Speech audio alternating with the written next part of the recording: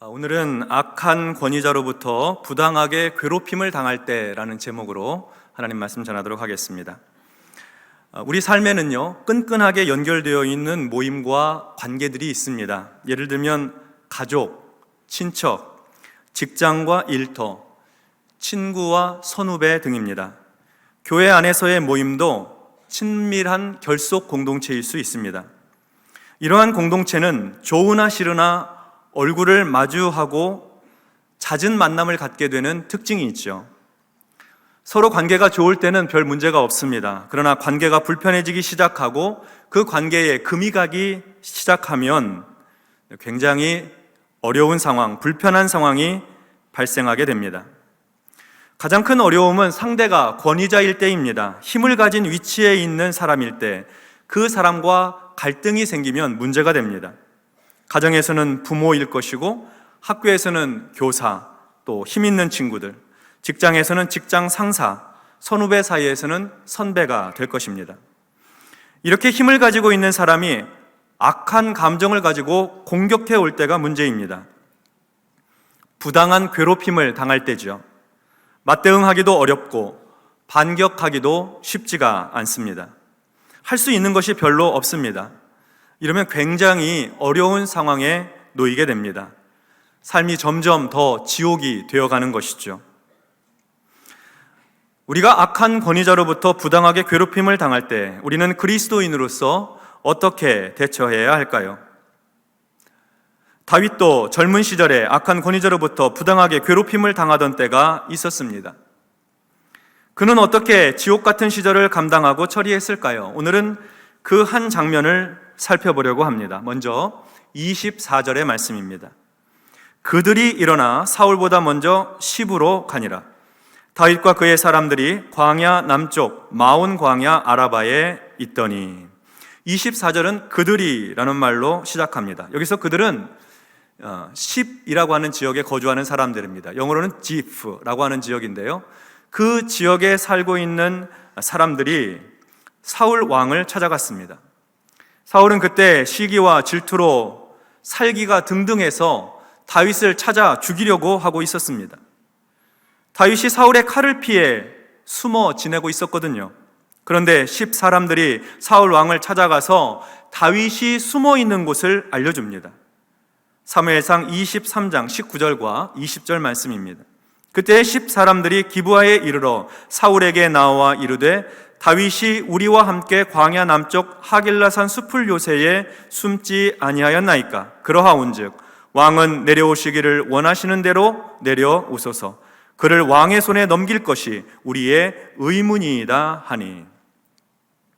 이 십 사람들이 사울 왕에게 다윗이 있는 곳을 알려주었습니다. 밀고를 한 것이죠. 십 사람들은 다윗과 같은 유다 지파 사람들이고, 그리고 서로 원한 관계도 없는데 왜 다윗을 고발하고 다윗의 은신처를 자발적으로 사울에게 발설했던 것일까요? 그 이유는 얼마 전에 아히멜렉이라고 하는 제사장이 다윗을 도와서 음식을 주고 또 칼도 내준 적이 있었습니다. 아히멜렉은 다윗이 왕의 호위 대장도 되고 사위도 되니까 예전부터 자주 그렇게 도왔었습니다. 그런데 지금은 시기와 질투로 악해진 사울이 그 사실을 전해 듣고 아히멜렉 제사장과 다른 제사장들 85명, 제사장의 가족들이 살고 있는 성읍의 모든 사람들과 가축들을 다 진멸해버렸습니다. 다윗을 도왔다는 이유로 피바람이 분 것이죠. 그리고 전에 사울 왕은 이스라엘 백성들을 향해서 너희가 다 공모하여 나를 대적하며 내 아들이 이새의 아들 다윗과 맹약하였으되 내게 알려주는 사람, 고발하는 사람이 하나도 없도다. 나를 위하여 슬퍼하거나 내 아들이 내 신하를 선동하여 오늘이라도 매복하였다가 나를 치려하는 것을 내게 알리는 자가 하나도 없도다 하면서 백성들에게 다윗이 어디에 있는지를 고발하도록 고발을 부추기는 말을 계속해 왔었습니다.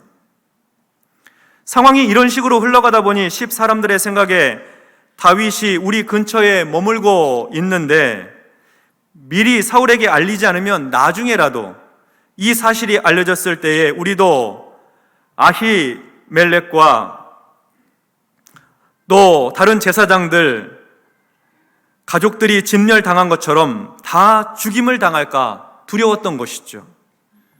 그래서 10사람들이 다윗이 숨어 지내는 곳을 사울에게 자발적으로 알렸던 것입니다. 자신의 목숨을 부지하기 위해서 아무런 상관도 없는 다윗을 고발한 것이죠. 사울 왕은 다윗의 위치를 알려주고 있는 10사람들에게 다윗은 산악 지형에 아주 능숙하고 또 교활한 사람이니 다윗과 그의 일행이 어느 지점에 숨어 있는지 그 정확한 지점을 가서 알아보고 나에게 알려주라고 명령을 내렸습니다. 그래서 10사람들이 먼저 떠나고 그 뒤에 사울과 그의 군사들이 뒤따라 나섰던 것입니다. 그때 다윗은 광야 남쪽 마온 광야, 마온이라고 하는 그 광야의 아라바에 있었다. 성경은 그렇게 기록합니다. 아라바라고 하는 것은 지대가 낮은 곳이라는 의미가 있습니다. 그러니까 마온 광야의 아라바라고 하는 것은 마온 광야에서 동쪽편 사해 쪽으로 나 있는 지대가 낮은 곳을 의미한다고 할 수 있습니다. 그곳에 은신하고 있었던 것이죠. 이어서 25절 말씀을 보겠습니다. 사울과 그의 사람들이 찾으러 온 것을 어떤 사람이 다윗에게 아뢰매 이에 다윗이 바위로 내려가 마온 황무지에 있더니 사울이 듣고 마온 황무지로 다윗을 따라가서는 다윗에게도 정보를 알려주는 사람들이 있었습니다. 사울과 그의 군사들이 다윗을 찾으러 왔노라고 알려주었습니다. 그래서 다윗이 바위로 내려갑니다. 마온 광야, 아라바, 낮은 곳에 있었는데 사울과 그의 군사들이 추격해 온다는 것을 알고 더 낮은 곳, 바위로 내려갔습니다. 마온 황무지죠.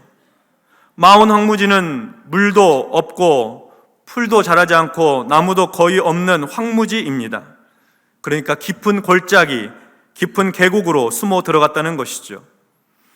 그런데 사울이 그 사실을 듣게 됩니다. 그래서 사울과 군사들도 마온 황무지로 따라 들어갔습니다. 바위와 절벽으로 이루어진 황무지 계곡입니다. 도망가는 사람도 힘들고 위험하고 쫓아가는 사람도 어렵기는 마찬가지입니다. 26절의 말씀을 보도록 하겠습니다. 사울이 산 이쪽으로 가매 다윗과 그의 사람들은 산 저쪽으로 가며 다윗이 사울을 두려워하여 급히 피하려 하였으니 이는 사울과 그의 사람들이 다윗과 그의 사람들을 애워싸고 잡으려 함이었더라. 마온 황무지, 그 깊은 계곡에서 사울과 군사들이 산 이쪽으로 가게 되면 다윗과 그의 사람들은 산 저쪽으로 도망칩니다. 쫓고 쫓기는 일이 계속되었습니다. 아마 사울과 그의 군대가 다윗과 그의 일행을 눈으로 볼 수도 있었을지 모릅니다. 눈에는 보여요. 그런데 거기까지 가려면 험한 곳을 넘어가야 되니까 거기에 가면 이미 다윗과 그의 일행은 피해 있었던 것이죠. 그 일이 반복이 되자 사울 왕이 생각을 바꿉니다. 마온 황무지의 계곡 주변에 군사들을 둥그렇게 세워놓고 포위망을 만들어서 그 포위망을 좁혀가는 방식을 선택을 했습니다. 다윗과 그의 일행이 마온 황무지 낮은 계곡에 있기 때문에 포위망을 촘촘히 하면서 좁혀가게 되면 다윗은 그야말로 도관에 든 쥐 신세가 되는 것입니다.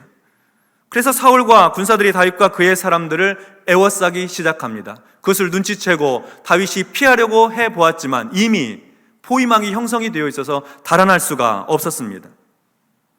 이제 곧 다윗과 그의 일행들은 사울과 그의 군사들에 의해서 붙잡히게 될 것입니다. 붙잡히면 몰살당하게 될 거예요. 마온 황무지의 계곡에서는 피할 곳도 없습니다. 이제 끝입니다. 다윗에 대한 시기와 질투로 분노하고 악한 마음으로 가득한 사울에 의해서 이 다윗이 부당한 괴롭힘을 당하고 죽임을 당할 위기에 처한 이 다윗은 그동안 자기가 사울의 칼을 피해서 할 수 있는 일들을 다 했었습니다. 블레셋 지역 가드왕 아기스에게로 가서 망명하려고도 했었고 아둘람 굴로 피하기도 했었고 광야에 숨기도 했었으며 황무지로 도망치는 일도 했었습니다. 그런데 이제 이 거대한 권력의 힘 앞에 억울하게 죽임을 당할 위기에 놓였습니다. 다윗이 유대 광야에 있을 때 하나님께 시를 지어서 노래한 적이 있습니다. 시편 63편인데요. 이 시의 표제, 제목이 이렇게 되어 있습니다. 다윗의 시 유다 광야에 있을 때에. 시편 63편 1절에 보면 하나님이여 주는 나의 하나님이시라. 내가 간절히 주를 찾되 물이 없어 마르고 황폐한 땅에서 내 영혼이 주를 갈망하며 내 육체가 주를 앙모하나이다. 물이 없어 마르고 황폐한 땅, 이 광야 황무지에서 내 영혼이 주를 갈망합니다. 내 육체가 주를 앙모합니다. 이제 다윗이 선택할 수 있는 길은 하나뿐입니다. 한 가지밖에 없습니다. 그 하나님께 기도하는 것입니다. 하나님께 부르짖는 거예요. 이제 곧 사로잡혀 죽음을 맞이하게 될 텐데 죽음을 기다리며 하나님 앞에 기도하고 부르짖으며 하나님을 앙망하고 여호와께 소망을 두는 것, 그것이 다윗이 할 수 있는 전부였습니다. 다윗이 지은 또 다른 시가 있습니다. 시편 54편에 보면 거기에는 이런 표제가 되어 있습니다. 10사람이 사울에게 이르러 말하기를 다윗이 우리가 있는 곳에 숨지 아니하였나이까 하던 때에 라는 제목이 붙어있는 시입니다. 우리가 읽었던 우리 오늘 본문을 배경으로 하고 있는 시죠. 시편 54편에서 다윗은 이렇게 부르짖었습니다. 하나님이여 주의 이름으로 나를 구원하시고 주의 힘으로 나를 변호하소서. 하나님이여 내 기도를 들으시며 내 입의 말에 귀를 기울이소서.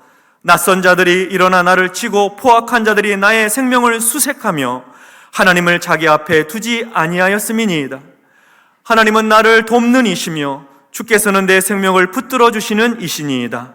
주께서는 내 원수에게 악으로 갚으시리니 주의 성실하심으로 그들을 멸하소서.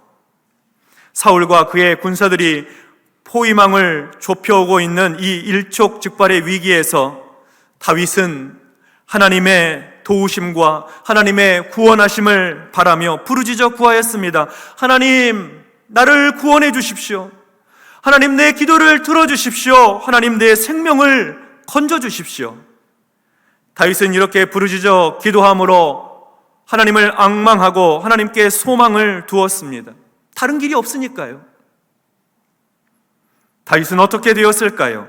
27절과 28절의 말씀입니다. 전령이 사울에게 와서 이르되 급히 오소서. 블레셋 사람들이 땅을 침노하나이다.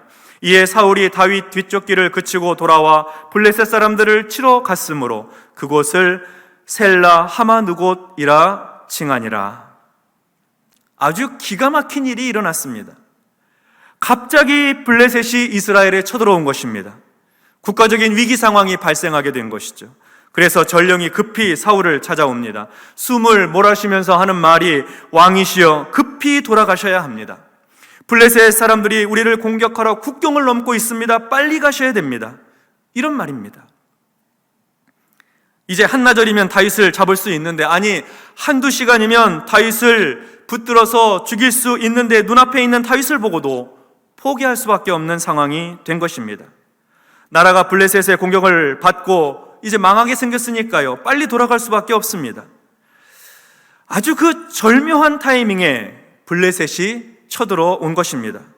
참으로 우리 하나님은 놀라우신 하나님이십니다. 다윗을 구하고 살리기 위해서 뜻밖의 이 블레셋의 침략마저 사용하시는 하나님이십니다. 그래서 그 절체절명의 위기에서 다윗과 그의 사람들은 목숨을 건질 수가 있었습니다. 다윗은 그곳 이름을 셀라 하마누곳이라고 이름을 지어 붙였습니다. 셀라 하마누곳, 분리하는 바위, 경계의 절벽이라고 하는 뜻입니다. 하나님께서 이 마온 황무지의 바위에서 사울과 다윗을 분리하셨다는 것입니다. 하나님께서 이 극심한 위기에서 절벽으로 경계를 정하셔서 이 사울과 다윗을 나누어 놓으셨다 하는 그런 의미입니다. 더 이상 접근하지 못하게 하셨다는 거죠. 셀라 하마느곳, 하나님의 놀라운 개입과 은혜가 임한 곳입니다. 다윗과 그 일행은 그곳에서 올라가서 엔게디 요새로 들어가게 됩니다. 낮고 깊은 골짜기에 있었으니까요, 엔게디 요새로 가려면 올라가는 게 맞죠. 엔게디 요새로 올라가면서 그때 다윗은 이런 찬송을 불렀습니다. 시편 18편에 기록되어 있는 내용인데요, 여기 표제는 굉장히 깁니다. 여호와의 종 다윗의 시, 인도자를 따라 부르는 노래.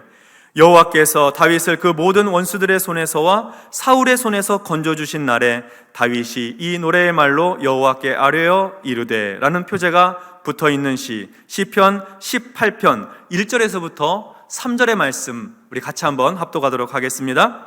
나의 힘이신 여호와여, 내가 주를 사랑하나이다. 여호와는 나의 반석이시요 나의 요새시요 나를 건지시는 이시요 나의 하나님이시요 내가 그 안에 피할 나의 바위시요 나의 방패시요 나의 구원의 뿌리시요 나의 산성이시로다. 내가 찬송받으실 여호와께 아뢰리니 내 원수들에게서 구원을 얻으리로다. 아멘. 성도 여러분, 우리가 악한 권위자로부터 부당하게 괴롭힘을 당할 때 우리는 어떻게 할 수 있겠습니까? 물론 우리가 할 수 있는 최선을 다해서 피하기도 하고 마주치지도 않도록 노력해야 되겠지요. 그러나 그것으로 지옥과 같은 시간을 해결할 수는 없습니다. 결국 우리는 하나님 앞에 나아가 다윗처럼 엎드려 하나님 앞에 기도하고 하나님 앞에 부르짖고 하나님 앞에 간구하여야 합니다. 하나님을 앙망하고 여호와께 소망을 두어야 하는 것이죠. 그것이 바로 우리 그리스도인들이 절망스러운 위기 속에서 할 수 있는 가장 중요한 신앙의 모습이 아니겠습니까? 우리가 악한 권위자로부터 부당하게 괴롭힘을 당할 때 우리는 기도해야 됩니다. 하나님 앞에 간구하고 부르짖어야 합니다. 그러면 하나님께서 개입해 주세요. 하나님께서 개입하셔서 그 상황을 변화시켜 주시고 우리를 구해 주시고 건져 주시고 살려 주시는 것입니다. 어떻게 해요? 셀라 하마느곳, 분리시키고 경계를 지어 주셔서 하나님께서 놀라운 역사를 이루어 주시는 것입니다. 심지어 원수까지도 사용하셔서 우리를 도와 주십니다. 셀라 하마느곳, 우리를 부당하게 괴롭히는 그 악한 권위자로부터 우리를 분리시켜 주십니다. 분리하는 바위가 되어 주시고 경계의 절벽을 만드셔서 더 이상 괴롭히지 못하도록 우리를 건져주시는 거죠. 막아주시는 것입니다. 나를 괴롭히는 그를 저 멀리 보내시든지 나를 보내시든지 하나님께서 분리하는 바위가 되시고 경계의 절벽이 되어 주십니다. 멀리 떨어뜨리시고 분리시켜 주시는 것입니다. 그래서 살게 해주시는 거예요. 구원해 주시는 것이죠. 셀라 하마느곳. 새해 하나님께서 우리를 부당하게 괴롭히는 자들로부터 우리를 분리해 주시기를 바랍니다. 새해에는 우리를 악한 병마로부터 분리시켜 주시기를 바랍니다. 새해에는 하나님께서 우리를 극심한 가난에서 분리시켜 주시기 바랍니다. 우리를 모든 상처와 절망에서 분리시켜 주시고 세상의 악한 세력에서 분리시켜 주시며 모든 더러운 죄악에서 우리를 분리시켜 주시기를 바랍니다. 이러한 놀라운 하나님의 개입하심이 우리 인생 가운데 있을 때에 하나님의 구원을 경험하게 되고 살게 되고 그리고 하나님의 도우심을 힘입을 수 있는 것입니다. 애매히 고난 받을 때에 괴롭힘을 받을 때 하나님 앞에 엎드리십시다. 그리고 하나님 앞에 셀라 하마느곳의 하나님, 경계 지어주시고 분리시키시는 하나님, 나를 구원해 주십시오. 내 가정을 건져 주십시오. 내 삶을 하나님께서 견고하게 지켜주십시오. 이렇게 하나님 앞에 부르짖을 때에 우리 하나님은 원수까지도 사용하셔서 우리가 미처 예상하지 못했던 기가 막힌 방법을 가지고 우리를 괴롭히는 세력으로부터 분리해 주시고 우리를 고통스럽게 하는 환경으로부터 우리에게 경계를 지어주심으로 셀라 하마느곳의 은혜를 베풀어 주실 줄로 믿습니다. 이러한 은혜와 축복이 우리의 삶에 충만하시기를 주의 이름으로 축원합니다. 아멘. 기도하겠습니다. 하나님 아버지, 애매히 고난받고